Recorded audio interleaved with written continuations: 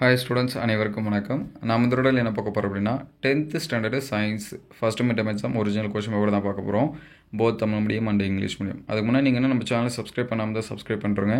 கூடயே ஒரு லைக் பண்ணிவிட்டு கண்டினியூ பண்ணுங்கள். ஆல்ரெடி தமிழ், இங்கிலீஷ், மேக்ஸு இதெல்லாமே அப்லோட் பண்ணியாச்சு. அந்த வீடியோஸ் எல்லாமே பார்க்கலன்னா பிளேலிஸ்ட்டில் 10th இம்பார்ட்டன்ட் கொஸ்டின் 2024 இருக்கும், செக் பண்ணி பாருங்கள். சோஷியல் சயின்ஸ் இதெல்லாமே அப்லோட் பண்ணியாச்சு. ஸோ தமிழ் மீடியம் ஸ்டூடெண்ட்ஸ் வந்தீங்கன்னா அந்த கொஸ்டின்ஸ் எல்லாமே மார்க் பண்ணி வச்சிங்க. இந்த 2 மார்க்ஸ் எல்லாமே பாருங்கள். விண்கலத்தில் உள்ள விண்வெளி வீரர் எவ்வாறு மிதக்கிறார், குவிலன்ஸ் 1 எஃப்க்கும் 2Fக்கும் உள்ள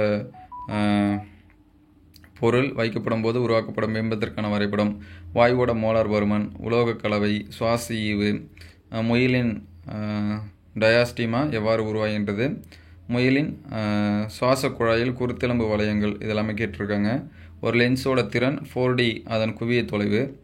4 மார்க் கொஸ்டின் பாருங்கள். நியூட்டனோட 2ஆம் விதி, செயல்படும் சிறந்த விசையினை எவ்வாறு பிரிக்கலாம், குவி லென்ஸு குழி லென்ஸு வேறுபாடு, தாமிரத்தின் 2 பயன், ரசக்கலவை என்றால் என்ன, ஆக்சிசோம் படம் வரைந்து பாவம் குறி, இலையுடை திசு பற்றி குறிப்பு எழுதிய, அடிப்படையில் நடைபெறும் இடப்பெயர்ச்சி நிகழ்ச்சியின் படிநிலையில் இதெல்லாமே பாருங்கள். சரிங்களா, இந்த கொஸ்டின்ஸ் எல்லாமே பாருங்கள். 7 மார்க் கொஸ்டின் பாருங்கள். சரிங்களா, உந்தமார கோட்பாடு, நவீன அணுக்கொள்கை, வேறுபட்ட ஈரணு மூலக்கூறு, ஒரு வித்திலை வேர், இருவித்திலை வேர். சரிங்களா, காற்று சுவாசம், காற்றில்லா சுவாசம், முயலோட ஆண் இனப்பெருக்க மண்டலத்துடைய பரமறிந்து விளக்குக. சரிங்களா, இது தமிழ் மீடியம்.